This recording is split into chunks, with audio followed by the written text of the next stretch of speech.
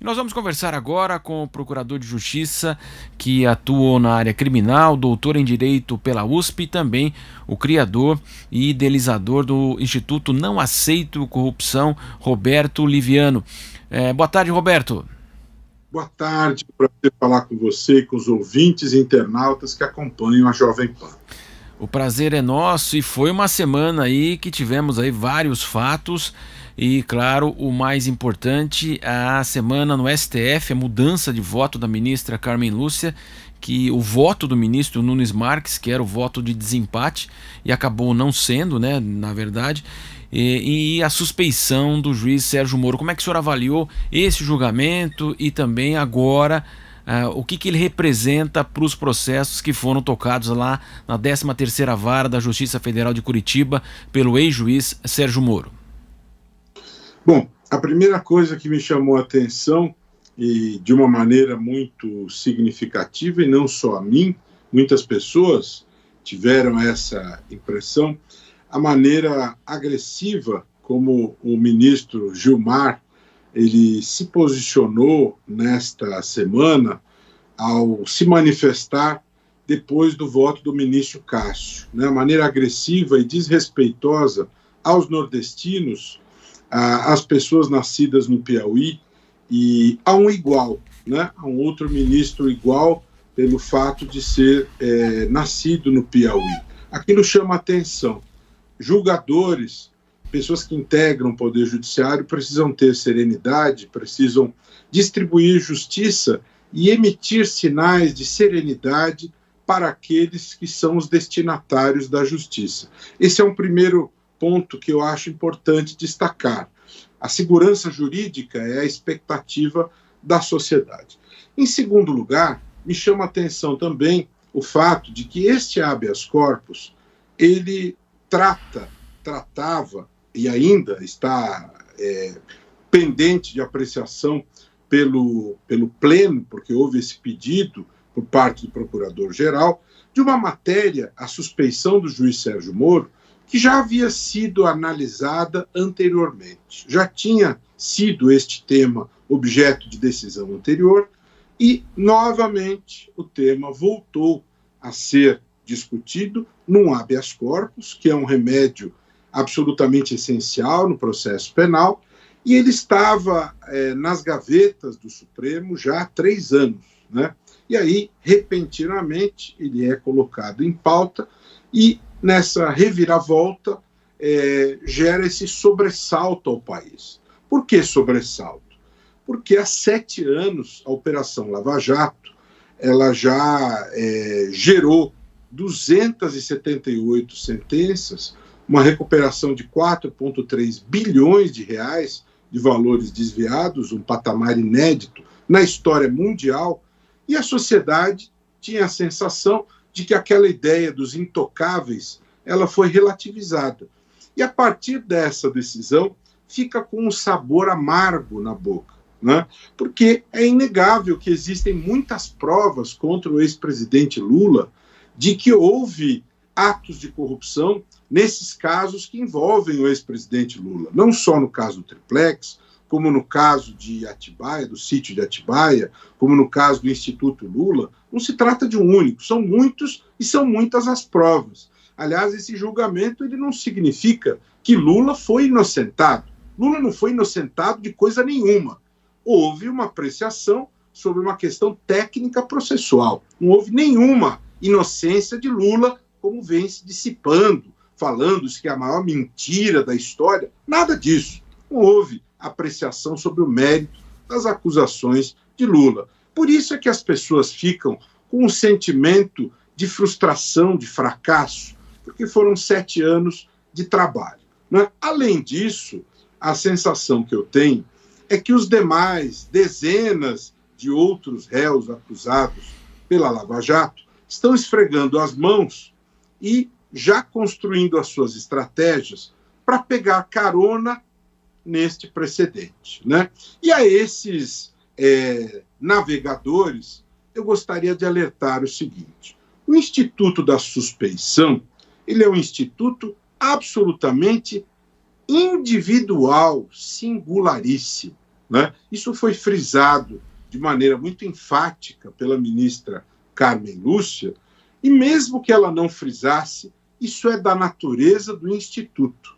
A questão da parcialidade ou imparcialidade diz respeito a uma análise de um julgamento referente ao indivíduo que está sendo julgado. Então, eu vou verificar se houve parcialidade ou imparcialidade ao apreciar as acusações que pendem em relação a Maria, a Pedro, a João. Não existe uma extensão automática dos efeitos desta análise neste habeas corpus para todos aqueles que foram acusados na Operação Lava Jato. Não existe e jamais existirá. Estes assuntos precisarão ser examinados caso a caso, circunstância por circunstância. Então, é um aviso bom de ser feito aos navegantes que esperam pegar carona nesta decisão apertada por 3-2. Em primeiro lugar, aguardem a deliberação do Pleno do Supremo Tribunal Federal, que ainda está por ser tomada. Em segundo lugar, esperem as decisões individuais de cada situação, porque o combate à corrupção perdeu uma batalha, uma perda dolorosa, uma perda dura, mas nós não perdemos a guerra. Nós vamos continuar lutando contra a corrupção e tenho certeza absoluta que nós vamos continuar vencendo esta luta. E, ao final, como disse o saudoso presidente do Supremo, Aires Brito, num congresso do Instituto Não Aceito Corrupção, é como uma luta de boxe. Nós, ao final, venceremos. Não será por nocaute, será por pontos, desde que nós consigamos bater mais do que apanhamos. E nós vamos continuar nesta luta, vamos continuar demonstrando a responsabilidade destas pessoas e a impunidade não prevalecerá. Essas pessoas querem que a impunidade prevaleça. Muitos, inclusive, querem colocar a impunidade na lei, né? Mas não passarão. A impunidade não prevalecerá. Essa é a minha expectativa, essa é a minha avaliação. Agora, Roberto, a gente observa, né, coincidência ou não, né, aqueles diálogos que foram hackeados, né, de celulares de procuradores e também do juiz Sérgio Moro e outros magistrados, houve essa divulgação, inclusive acesso à defesa do ex-presidente Lula, e esses trechos passaram a ser divulgados, coincidência ou não, nós tivemos aí decisões a partir, claro, esses diálogos não estavam nos autos nessa semana que se passou, mas ao que parece esses diálogos que estão sendo divulgados estão mudando nos bastidores. As informações são o seguinte: os ministros tiveram acesso às conversas e a partir daí nós tivemos modificações aí em decisões que chamaram a atenção. O ministro Fachin, após anos aí de pedidos pela incompetência da Justiça Federal do Paraná, ele acatou. A ministra Carmen Lúcia tinha, nesse processo que falamos há pouco, em 2018, colocado que o juiz Sérgio Moro era imparcial. Coincidência ou não, agora ela muda seu voto de 2018 e passa justamente aí a dizer que Moro foi parcial nesse julgamento do apartamento do Guarujá envolvendo o ex-presidente Lula.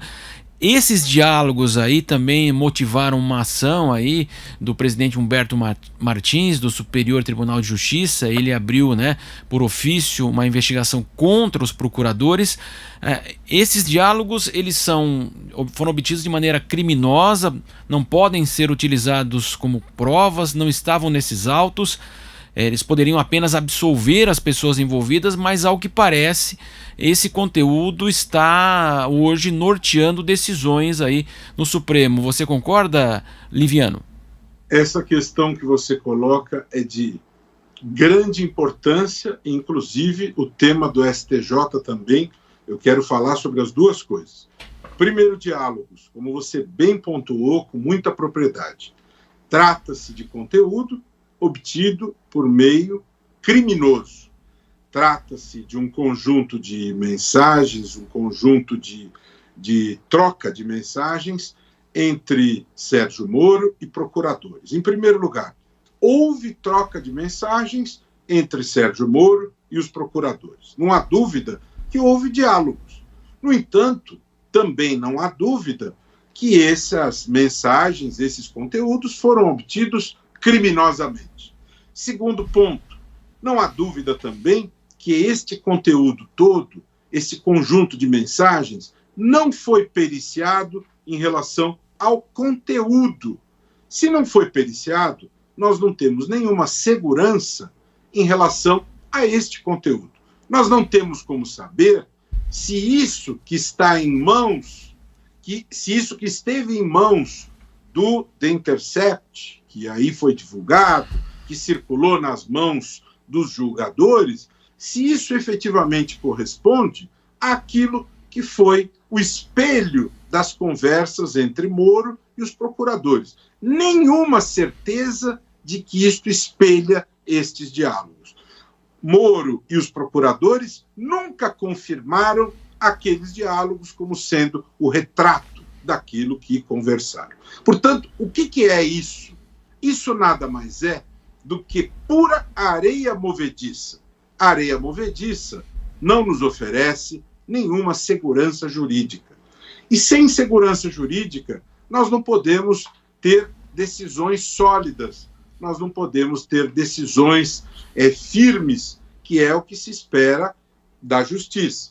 Nós não podemos ter, por exemplo, punições a quem quer que seja, qualquer autoridade, baseadas nelas. Aí eu entro nessa questão do STJ. Com todo respeito ao presidente do Superior Tribunal de Justiça, esta investigação ela é totalmente abusiva, totalmente irregular, instaurada ao arrepio da lei. Sem sombra de dúvida, o Supremo Tribunal Federal trancará esta investigação. Ela contém um rosário de ilegalidades. Ela não poderia ter sido instaurada de ofício pelo senhor presidente do tribunal. A ação penal ela é titularizada nos termos da Constituição Federal, especificamente o artigo 127, pelo Ministério Público. Quem tem essa titularidade exclusiva, ação penal pública, é o Ministério Público. O Superior Tribunal de Justiça não tem esta legitimidade. Trata-se aí de um ato abusivo. Há abuso de poder por parte do tribunal. Além disso, a lei de abuso de autoridade, a lei 13964 de 2019, categoricamente proíbe a punição de autoridades com base em lei obtida criminosamente. Portanto, esta investigação que existe hoje no STJ, ela representa um ato de abuso de poder que não pode prosseguir. Esta formação de convicção por parte dos julgadores, com todo respeito, a meu ver também, representa uma temeridade. Não há como você se convencer em relação a estas situações diante dessa insegurança, porque, vejam, não tendo havido esta perícia, não se conseguindo ter certeza em relação ao que havia nesses diálogos, inclusive eles poderiam ter sido editados, poderiam se inserir palavras nesses conteúdos, e uma palavra, uma vírgula, muda totalmente o contexto desses diálogos, né? E, veja, para completar o meu comentário, Sérgio Moro foi considerado parcial neste julgamento desta semana, ou seja, ele foi linchado, execrado publicamente, sem direito à defesa.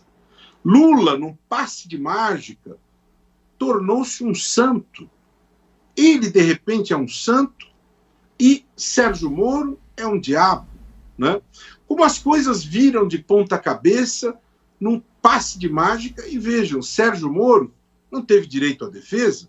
A questão da suspeição de Sérgio Moro já tinha sido apreciado, né?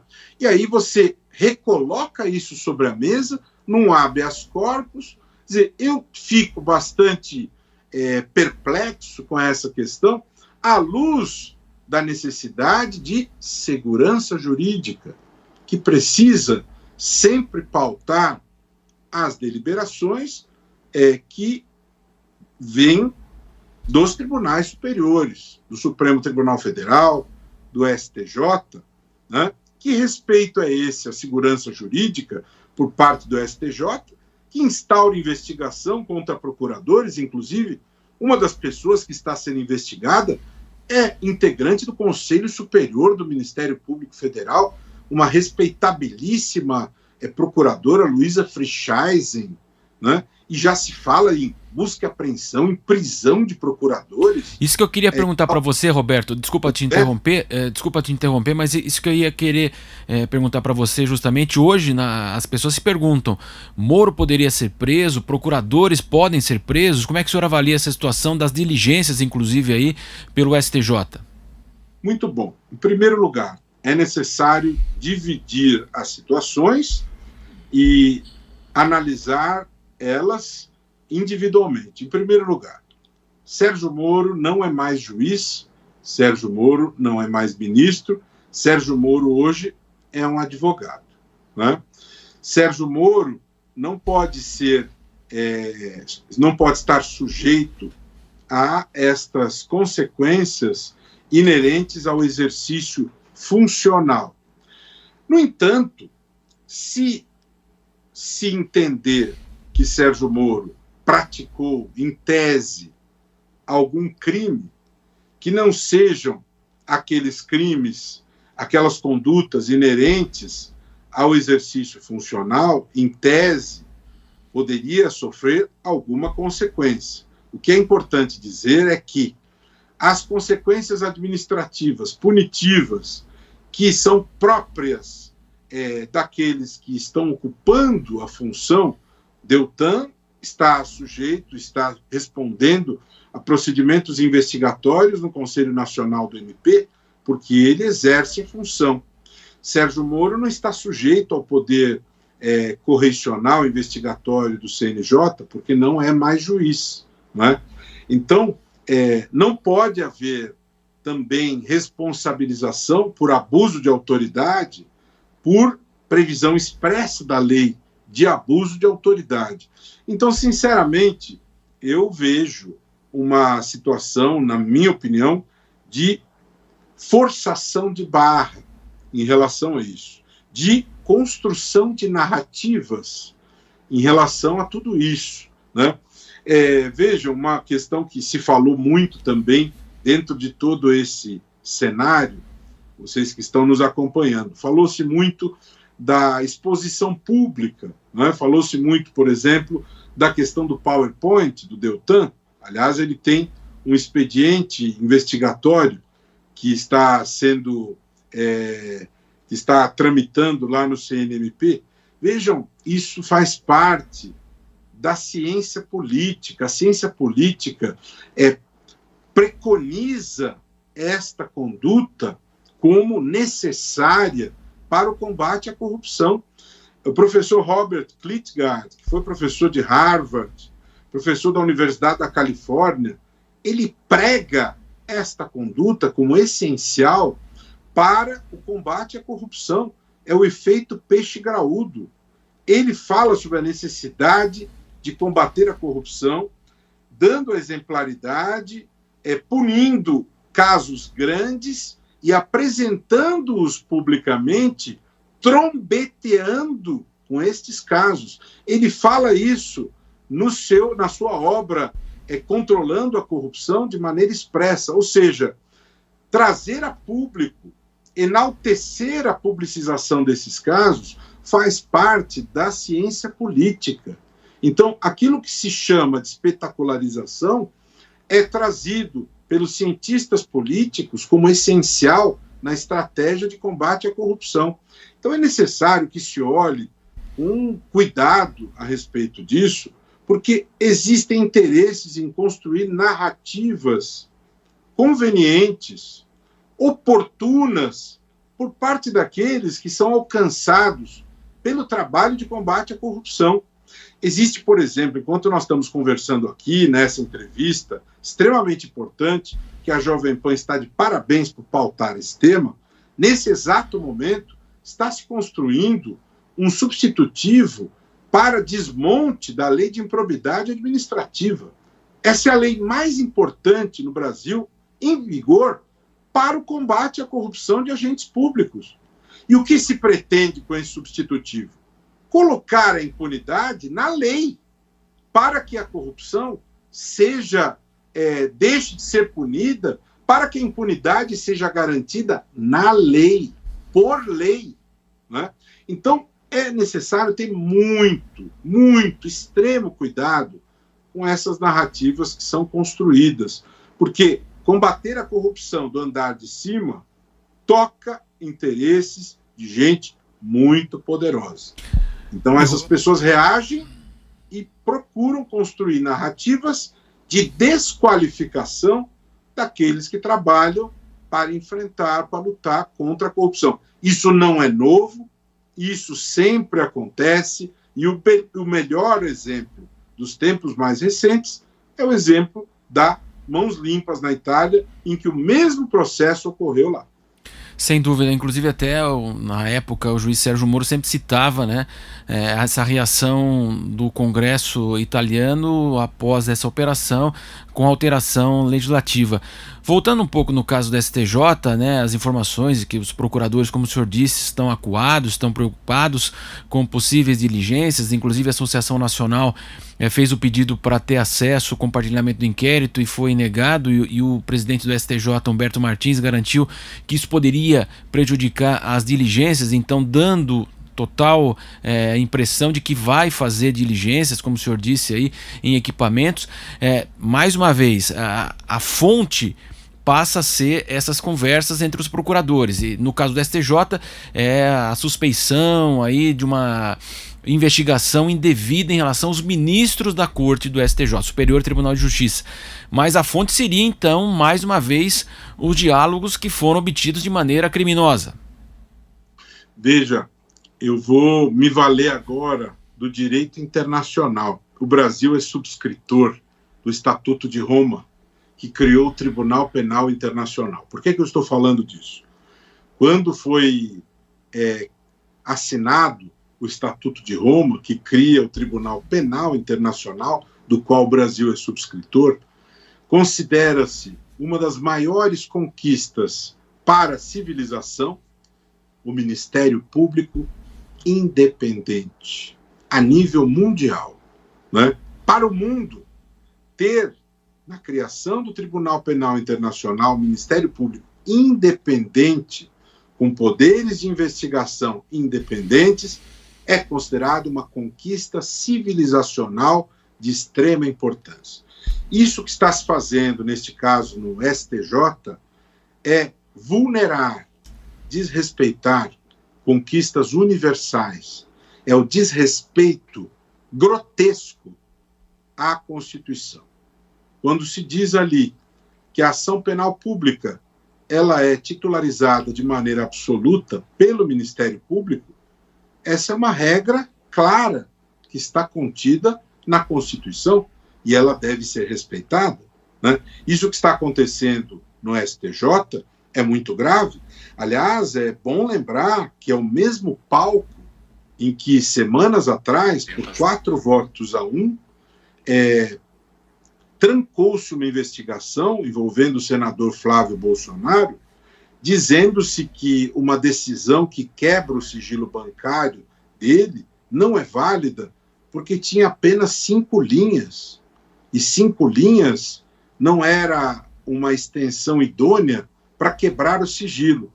Eu, nos meus mais de 30 anos, eu comecei a faculdade em 86, me formei em 90, eu nunca ouvi na história uma referência à extensão de decisão judicial. As nossas lições doutrinárias, a jurisprudência, ela diz que as decisões judiciais têm que ser fundamentadas. Elas não dizem sobre o tamanho mínimo de uma decisão judicial. Se um juiz tem o poder de síntese e em 2 linhas ele consegue fundamentar, eu o aplaudo pela inteligência, pelo gabarito intelectual. Se você, jornalista, consegue me transmitir um conteúdo com poucas palavras, eu vou aplaudir você pela sua inteligência, pelo seu gabarito intelectual de me transmitir informação com poder de síntese e de inteligência. Isso é sinal de inteligência. Isso não é sinal de ineficiência de uma decisão. Aquela decisão que anulou a quebra do sigilo, a meu ver, ela é verdadeiramente afrontosa. Tanto que, na sequência, houve uma nova decisão em que aquilo foi revisto, né? Então, aquilo aconteceu no mesmo tribunal. Esse STJ, em que não permite que a Associação Nacional dos Procuradores da República tenha acesso a estes autos, né? Aliás, a Procuradoria-Geral da República já se manifestou que é um assinte a esta situação. É um desrespeito à Constituição, a regras fundamentais. Eu espero que a ministra Rosa Weber se posicione e tranque este rosário de nulidades que representa esta investigação. Esta investigação, ela é um desrespeito à sociedade brasileira, à Constituição e ao Ministério Público.